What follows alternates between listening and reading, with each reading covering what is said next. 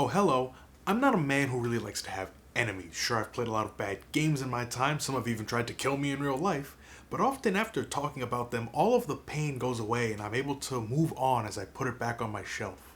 But there was a time where I had a mortal enemy, not just a game, but a whole franchise that I despised with my whole being, one that haunted my nightmares from the very sight of it. And what's worse, it started a revolution. That game was Five Nights at Freddy's. Five Nights at Freddy's was released in 2014 by indie game developer Scott. Why am I explaining this to you? This isn't about the history of the series, but rather my history with it. And my history starts when the first game was released when I was only 10 years old. Every YouTuber I watched was playing this game and I was terrified of it. Not the gameplay, I could handle the jump scares just fine, surprisingly. Oh shit! But after watching one of the videos, I'd try to go to bed at night and this overwhelming sense of unease would set in as I turned off the lights, like something was just outside my door or even looming over my bed when I was trying to sleep. Surprisingly, I only actually had one nightmare about the series, and even then I don't think it was that scary to me even at the time. But that unsettling feeling at night, in the dark, alone in my room, genuinely changed me for most of my life. I have a habit of going to sleep with the TV on. It turns itself off after a couple of hours. I find that the white noise helps me relax and drift off to sleep. And that habit started as a compromise for sleeping with the lights on because I was so scared of being alone because of these games. The feeling would go away after a few days or weeks, but all it would take was one video, and the moment the lights went out, I felt like there was something just outside of my sight waiting for me or stalking me. And I couldn't stop watching them for some reason. Maybe it was a part of me wanting to conquer my fears, or maybe it was a genuine interest in the game theory videos on the franchise, but for whatever reason, every couple of months I'd find myself in the same cycle of being extremely stressed whenever it got dark. Two things happened around early 2022 that I theorize contributed to this cycle ending. For one, I became an adult. I had turned 18 and I wouldn't be caught getting scared. That's baby shit. Oh, I did. But 1 month before I turned 18, Five Nights at Freddy's Security Breach came out, and the next few months were filled with people tearing this game to shreds. It was so bad that I overcame whatever association my brain had with this series and genuine fear. After that, whatever hold this series had on me was gone. I could start actually appreciating the series for what it was. Too bad I picked the worst possible time to do that. For the past few years, I'd consider myself a genuine fan of the series. I even played a lot of the games myself for a video I never ended up making. But I've just sort of come to the realization recently that I don't really care like I used to. And I mean, I was genuinely more interested in the series back when it tormented me every night and I hated the thought of it. Probably because now that I can appreciate what made the series good, it bothers me a little when I see the series take steps away from that. And it's not that what it's doing now is bad, rather it's just not as interesting to me anymore. Full disclosure, I recommend you have a general knowledge of the series before watching the rest of this video. Not because I'm going to make any super deep cuts, but rather I'm not going to explain a lot of things. I might just drop a vocabulary term out there and you're just going to have to know what it means. I'm not going to explain it or where it comes from or how we found it out unless it's important to the point I'm making, but just a general understanding of some of the key terms and substances and like every game's basic plot. Also, there's a lot of FNAF media and I haven't interacted with a vast majority of it, like the 30-something books there are. So chances are that there's a lot of stuff that I'm going to get factually incorrect.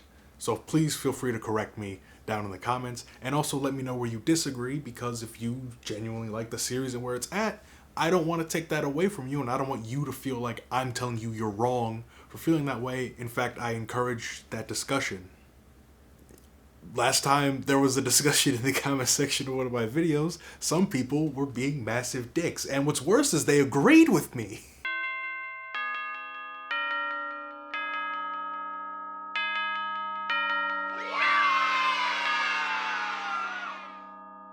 Kind of a loaded question, but bear with me. I'm not someone who's played every Five Nights at Freddy's game, much less beaten them. I went through a lot of the old ones for a video that never got made back when the first movie was about to come out. You can see the remnants of that in this gameplay video. And that experience taught me something. I suck at Five Nights at Freddy's, but I do enjoy these games for what they are mostly. At the time the first game came out, horror games, at least the ones big on YouTube, were all cut from a similar cloth, a departure from the survival horror genre that dominated a lot of the early years of horror games. Games like Outlast and Amnesia had you completely defenseless, only able to run and hide. The tension came from making you do something that you didn't want to do. You don't want to go somewhere because you know the monster's in there. Five Nights at Freddy's flipped that on its head, as the trailer says, nowhere to run, exactly one place to hide. In these games, you were stuck somewhere while the animatronics came to you and you had to fend them off. It was about delaying the inevitable. They know where you are and they will get to you, but you just have to hold them off until 6 a.m. I'm not going to do an in-depth dive into the gameplay or story of these games, as there are plenty of videos that already do that way better than I can, but there's ironically a simplicity in the story of these early games that I think makes them work. For a while, it was a simple ghost story. Ghosts of dead children possessed animatronics and roamed the halls at night, killing people. Elements were added slowly, and they never shook up the foundation of the story. We got a placeholder for the killer, the introduction of springlock suits, the bite of 83. There was a lot of speculation, but in my opinion, there was a solid enough foundation that those weak spots didn't shake the structure. I think of it like loose pieces in a Jenga tower. You can move them without the tower falling. It didn't matter if Phone Guy was Golden Freddy or the Purple Guy, because those pieces didn't have a lot of weight on them. Sure, maybe the tower leans a different way, but the structure is still intact. I think that was the beauty of the early games and why the theory community took off like it did.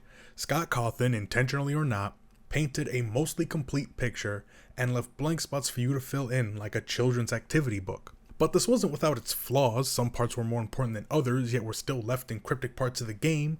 But nobody's perfect, and Scott was quick to correct what was wrong in the next game immediately. And I mean immediately, because these games came out fucking fast as shit. And while the structure would get weaker with things like books that aren't canon, books that might be canon, Soul Juice seeing the bite of 87 but actually it was the bite of 83, inconsistent character motivations, characters that go through substantial changes in between games, and a whole lot more, I still think that the ship was sound enough for Pizzeria Simulator to be a satisfying conclusion, and the stuff that came after would be where my interest would start to wane.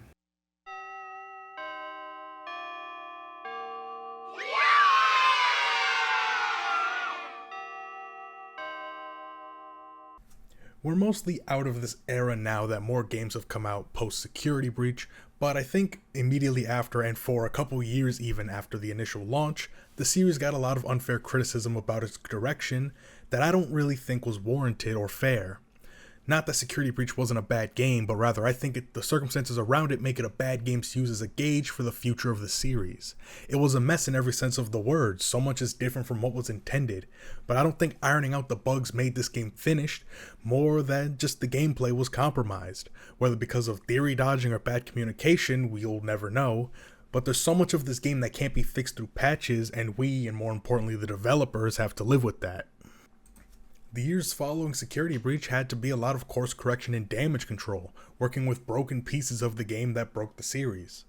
I don't even feel like the appeal to kids is why it's bad. Sure, I think it limits things like the movie from actually exploring the fact that this is a story about murdered children who likely had their bodies mangled to be hidden into an animatronic suit that they would haunt with no hope of ever being found. That's the foundation of the series, and it sort of feels ignored a little bit to sort of keep things kid-friendly.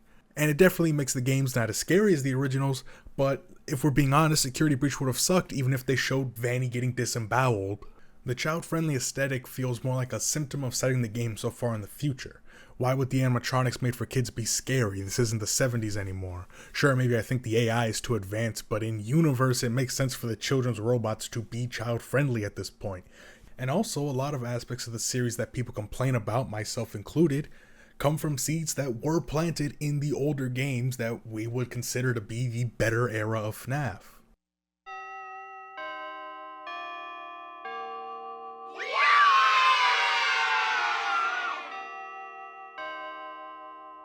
Much as I feel like these were done better before, it's worth noting that the book series started in between FNAF 4 and Sister Location and are a symptom of that era. I feel like the canonicity of the Silver Eyes trilogy was pretty simple looking back. The books were not canon, However, there were parallels between them and the games so that they could serve as world building through a different world. Like William Afton and Henry originate from the books, but they weren't brought into the discussion of the games until Sister Location name dropped Afton. So we could infer that while Silver Eyes Afton isn't canon, as in he was never Dave Miller, at least not in a way that matters to the games, the origins of Freddy's is consistent. And to me, while I don't like the idea of needing to read the books to get that story, it made sense considering the scope of the games at the time.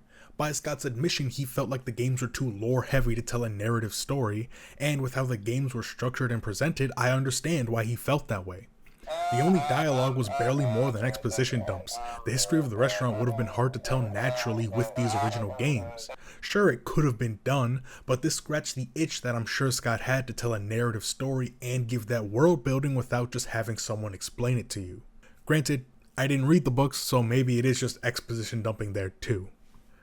The worst it got, in my opinion, was the name of Cassidy and maybe the crying child, I don't even know anymore, being in an activity book akin to the Wimpy Kid do-it-yourself diary that required like ciphers and shit to solve. It's the Kingdom Hearts problem on crack, where every release, be it a fairly inconsequential book at a glance or a mainline game, is equally as important, and both have pretty major reveals, like the name of one of the main characters. But my real issue came with the Fazbear Frights line. These are anthology books with a couple stories in them apiece. Some of them are good, some of them are in the flesh. They also had a segment of a bigger story at the end of each book that connected every smaller story together. The issue with this is that it was getting harder to tell what was important that we should pay attention to and what was just a story for the sake of a story. And then with some of the stories being extremely close matches to stuff in the games, it again is hard to tell what's actually relevant, if anything. And if it is relevant, how close of a connection is it? Is it just a reference, or is it fully canon? And I think this only got worse with the Tales from the Pizzaplex line, mainly because of the lack of clear direction from the games. Everyone was latching onto these and was super hyper-focused on the Mimic. There is a parallel to be drawn between the Mimic in Tales and William and Henry in the Silver Eyes, as in they both first appeared in the books, but weren't important to the games until their actual debut. Problem, however, is the way each game did it. William's introduction in Sister Location works for me because it holds very little relevance to the story immediately going on. You know, the surface level plot where this is just a job we go to every day, and Baby's plan unfolds throughout each night. He's introduced at the start just as the creator of these animatronics, which if you've read the books fills in a chunk for the backstory and adds a lens to things like FNAF 4 Easter eggs and blueprints. But on its own, it's just a name for the person who made the robots trying to kill you. This cutscene just serves to imply the danger of these things by design. Without it, you still get the story of coming in every day, Baby helping you, and then tricking you so that they can use your skin to escape. Sure, emphasis is put on the name drop, but without it, you still learn that unlike the previous animatronics that were dangerous because they were haunted, these were built to be more than just entertainment. And a similar thing is done with Henry, where who he is doesn't really matter, he's just your employer. But through the monologue alone, he tells a lot about himself. He was friends with Springtrap, who we know is the killer, and whatever's wrong with Lefty is because his daughter is in there. Not only that, but the game has minigames and secrets that fill in the blanks of the puppet being this little girl, even if the game does show it at the end, and the render of Lefty where you can see the puppet, as well as more audio logs of Henry talking to give us a bigger look at his character. Despite being minimal parts of the game where we know little about them outside of what the books say, even without the books, I think these characters still work. There's enough in the games to fill in enough blanks, and they have smaller roles that don't require them to be full characters. Again, I haven't read the Silver Eyes trilogy, so take that with a grain of salt. Maybe I'm giving the games too much credit for information that actually did come from the books and I just don't remember. But then you have the Mimic, who unless you've read the books or more likely watched someone talk about them, you would know nothing about. So you'd play Ruin, the Security Breach DLC, and get to the end only to find out that Gregory isn't really down there, but it's an endoskeleton mimicking his voice. And on its own, hell, even with the knowledge of who the Mimic is from the books, this whole ending is lame as hell. It's just an endoskeleton that chases you for a little bit. Ironically, this is kind of a hot take, probably, I think it would have been more interesting if this was Burn Trap, as much as that would have sucked, because at least there's something there, something a casual fan of the games can see and know something's up and latch onto, or at least take interest in. or if it was just actually Gregory and we got to learn a bit about his past, because he does have a past in this series. He's Patient 6 in GGY, a follower of Glitchtrap. I know what those means, don't ask. This would be a good time to bring those parts of his book Persona in and explore those in the games to reestablish interest in the characters that people think were fumbled in Security Breach. Introducing a new character who's just kind of hanging out down here feels anticlimactic unless you were a theorist who was predicting it. The big issue with Ruin and the Mimic is that it's all building up to this reveal that's not all that interesting to me at the end of the day. I don't know who or what this is, nor do I know why I should care that it escapes. None of that is established in the game. I think Game Theory said it pretty well in one of MatPat's last videos about the Hello Neighbor animated series. It used to be that the games were completely solvable just from the games alone. Sure, you might be able to find some extra cool information on Scott's website or a cryptic line from a single book, but the game was all you really needed, and it then left you with some dangling threads to theorize about in future games. But by Ruin, still have no idea who Gregory really is, why he's there. Oh, and now there's this random robot down in the basement pretending to be him? If you only play the games, there's no way that you would know that this thing is the Mimic, the big villain from 3 of the books, or that Gregory was Patient 46 and definitely evil. And with that, I'm just not interested enough in this character for a whole game based around them to really entice me. I mean, to me, everything about the Mimic is a secret. This is the first game since I've become truly interested in the series that I just don't care about at all.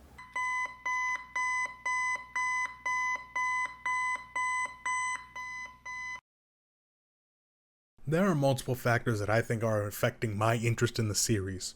For one, aside from the VR games, I feel like the gameplay just looks kinda generic now. Like I said, when it started, the gameplay was something fresh, something that differed from the horror games around it. And while I know that the games like this wouldn't be something that they could keep up forever, it definitely would have killed the franchise much sooner. Hell, you could even tell how old it was getting by the end. I think what it changed into is kind of boring.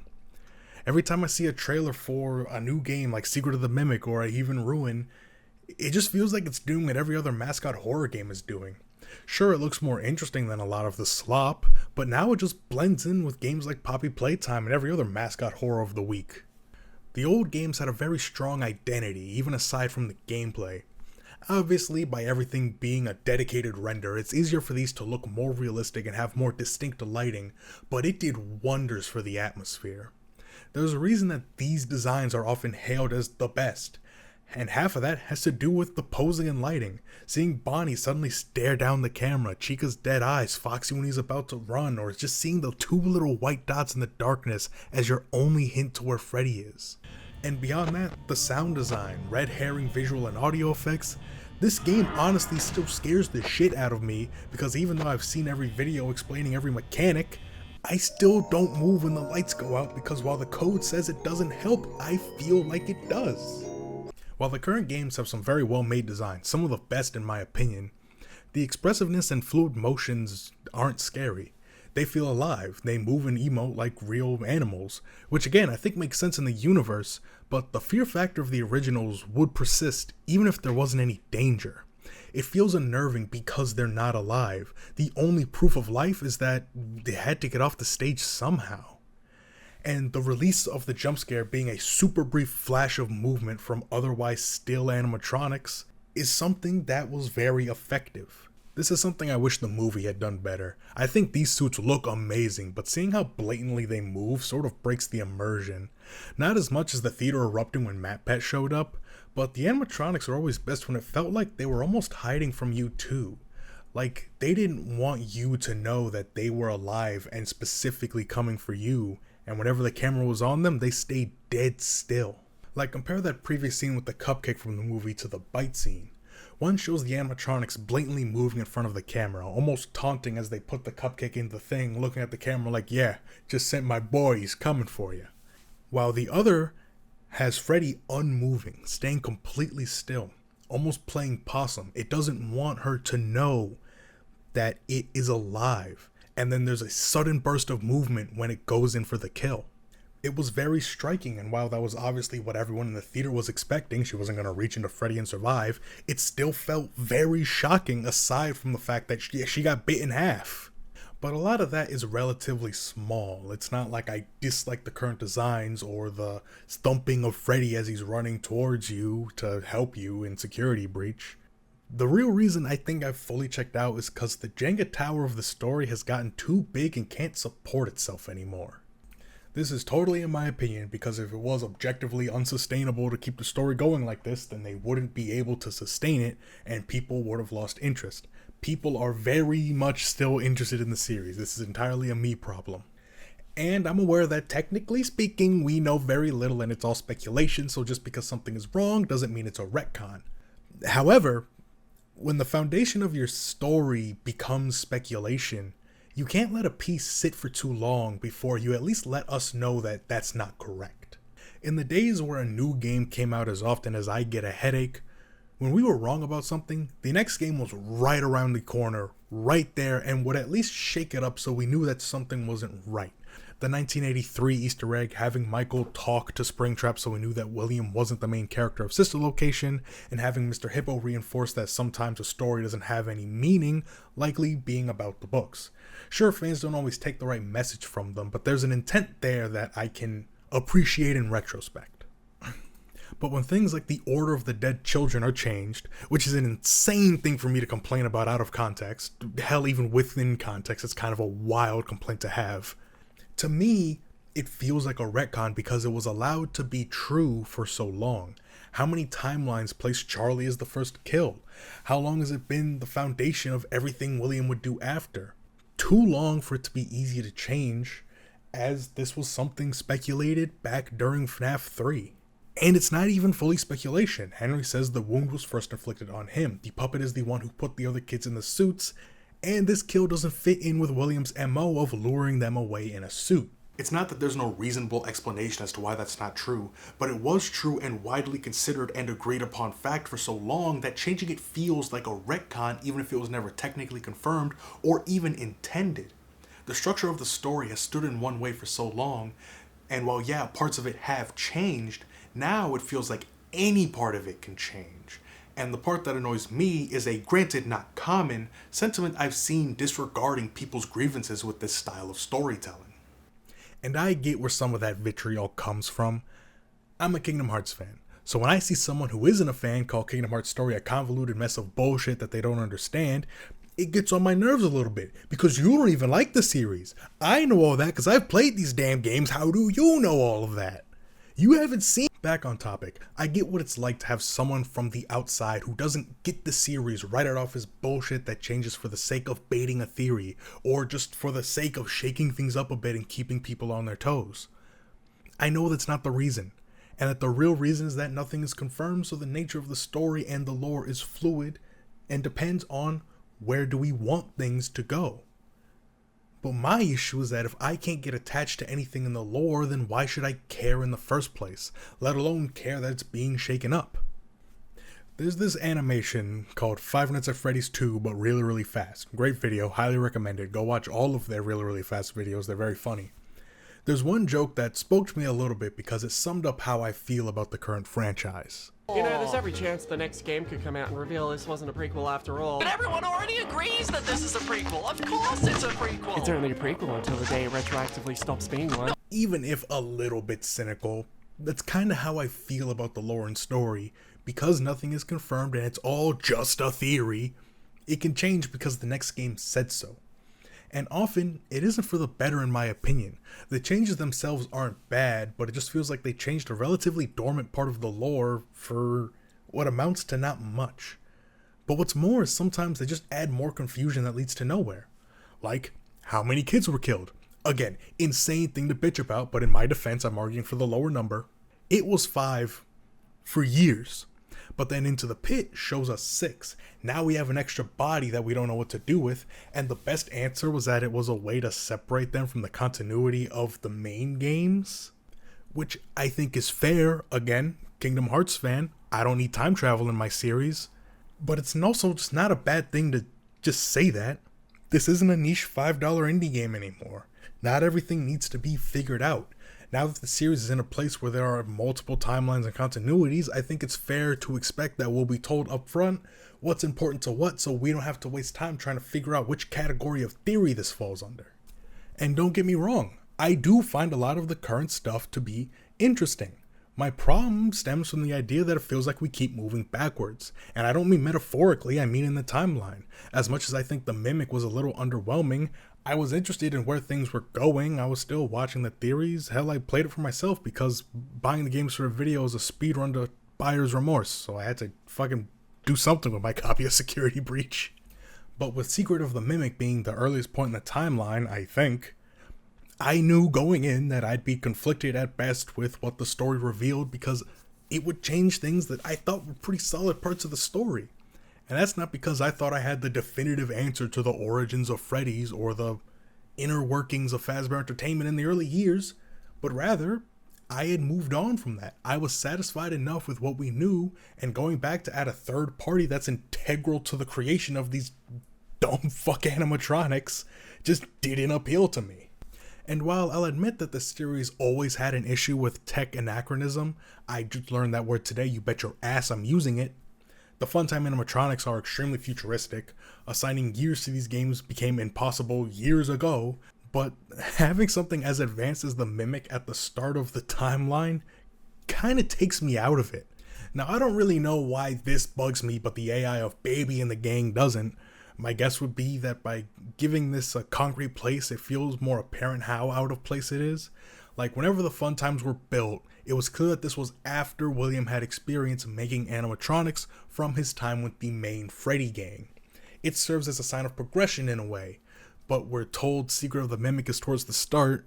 That may not make sense, but it's the best explanation I can come up with.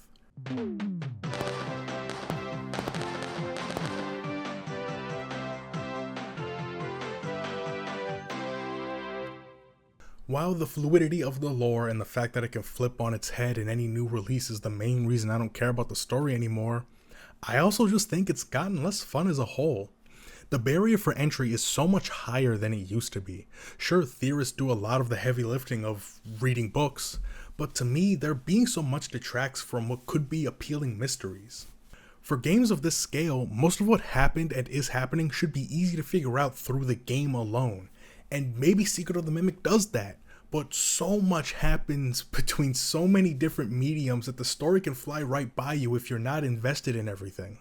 You need to play every game, read the novels, read the anthologies, read the Ultimate Guide that has 3 revisions, read the spin-off books with math and ciphers in them, read the other anthologies, the Security Breach strategy guide that gets things wrong, read this character encyclopedia that has so much wrong in it that you would need an encyclopedic knowledge of these characters to decipher what's an important reveal and what's just plain wrong. Keep up with every theory channel because they often go back and reconsider stuff from books and games long thought to be solved or unimportant. Read the interactive books and try not to forget that you actually really like this series. With all that, it's so easy to get lost, left behind if you don't follow every little reveal or release. For example, remember when the Vengeful Spirit was Cassidy? I do, but according to the TikTok comment section, it's not anymore, because I saw a TikTok joking about explaining the lore to a woman who wants to have sex, but of course the Freddy 5 bear is more important. And the comments were filled with people saying that the spirit was actually Andrew, and I only have one real problem with that theory. Who the fuck is Andrew? No, I'm serious. Who in God's name is Andrew? Did I miss him in one of the books? Was it Silver Eyes, Twisted Ones, Fourth Closet, one of the 39 stories in Fazbear Frights, one of the however many Tales books there are, one of the 3 interactive novels, or was it an email from the mobile phone game that could dox you right next to Freddy Frostbear? How did I not only have a better understanding but appreciation of the story when I avoided this series like it was the plague? And before you commenter, although feel free, algorithm. I know that Andrew is the body in Golden Freddy in the new kit, allegedly, and the spirit haunting the man in room 1280, allegedly, and one of the spirits inside of the Stitch Wraith. What I don't know is how he got into the games and what that means for this Cassidy name that we've been throwing around.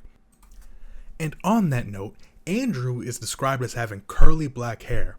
And while the coloring of this image might misrepresent the hair color, and the movie wouldn't give us a look at Cassidy in normal human form until years later, this isn't curly hair. I have curly hair. You can tell by the curls. With there being so much time in between releases, the way people interact with theories has begun to change. So much has been decided in between releases because someone just decided to go back and look at a previous entry without being prompted to by a release or information reveal. A casual fan is likely to see a release, play it, or watch Markiplier play it, then for the next month or so watch a bunch of theories around it and feel satisfied until the next release.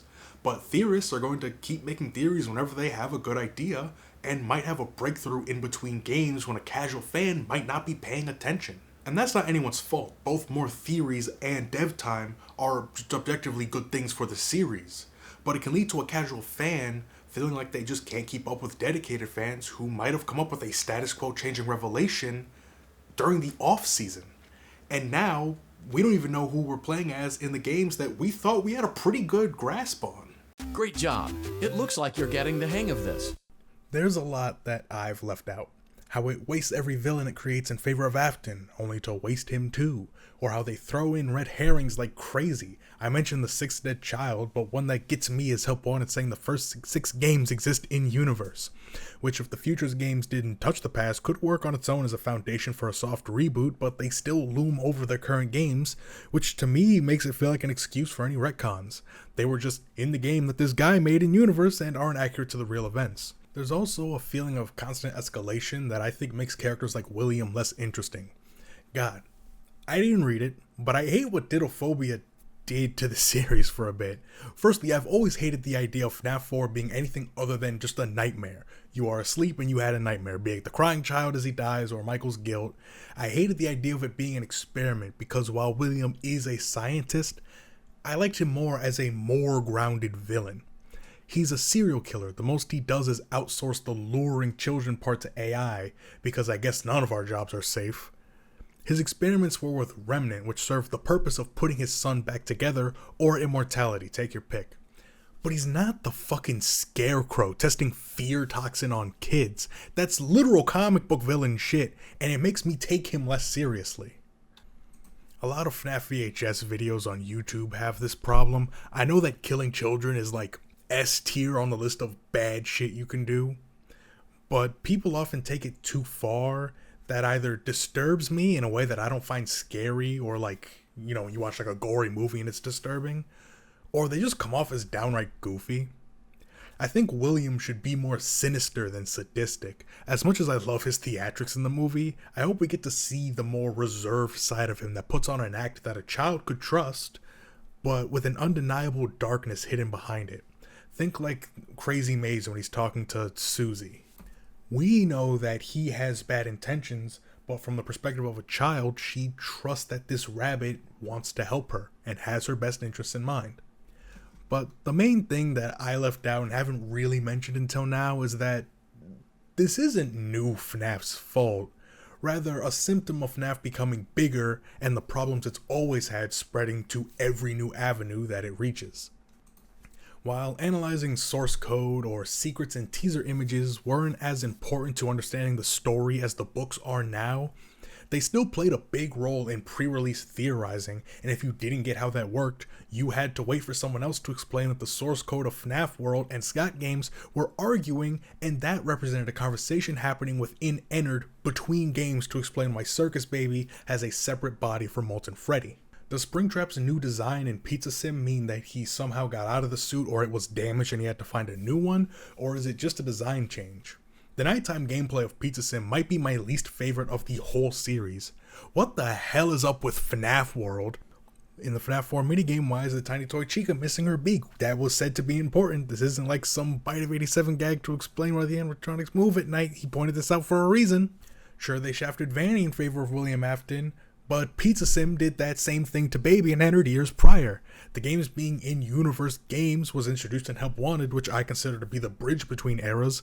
Introducing a second bite without more clear evidence that this isn't the one we're all thinking it is kind of annoying. As much as I defend Scott for staying true to his word in FNAF 4 and forgetting about the box, introducing something like it and then backpedaling is annoying even if it is for the best. The books started in the classic FNAF era and they were just as controversial and confusing then, and I could go on. As much as I don't like the way that current FNAF is going, It has helped me articulate so much of why I liked about it in the first place. That's why this topic went on for so long. I kept thinking of different aspects of the series that I liked and wanted to compare them. Hopefully I didn't come off as too negative. I wanted to cover both what I love and what I hate, but unfortunately getting mad about things I don't like is a little bit funnier. But it's not like I'm upset at where the series is now, but rather the issues that have always been there have reached a point where I'm just no longer really interested in the story, and the direction of the games doesn't feel as unique to me anymore. But the games had to change, especially after Ultimate Custom Night acted as a great send-off for the click team style of games. There were 6 of these in like a 2-year time span. Something had to change. And clearly, there are fans of this new direction, because the series is still going strong, and I just have to accept that the series isn't for me anymore, and I think a lot of fans would be happier if they did the same. But that also doesn't mean current fans are completely off the hook. Sometimes people are going to have complaints. They don't have to be satisfied with the movie not being garbage, and they're not wrong for wishing it was better.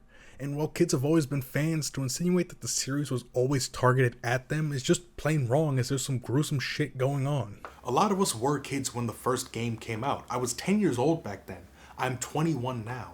I want something a little more willing to lean into the adult elements like the older games sort of did. Not that I want like gore or sex, get your fucking mind out of the gutter, but I would like the series to carry a little bit more weight to reflect that this story is about children who were murdered by someone wearing a friendly mask. And me wanting to feel that weight doesn't mean that I went into the FNAF movie already deciding that I hated it, or that I'm going into future releases already disliking them. I've always despised that argument. Do you think I wanted to make a 70-minute rant about how much I hated Devil May Cry? Do you think that's what I wanted? It also doesn't mean that I hate the series now or even think that it's bad. It's just that my tastes no longer align with what the series is doing. And for other people, they like it the way that it is and think that it shouldn't try to carry more weight. And that's fine.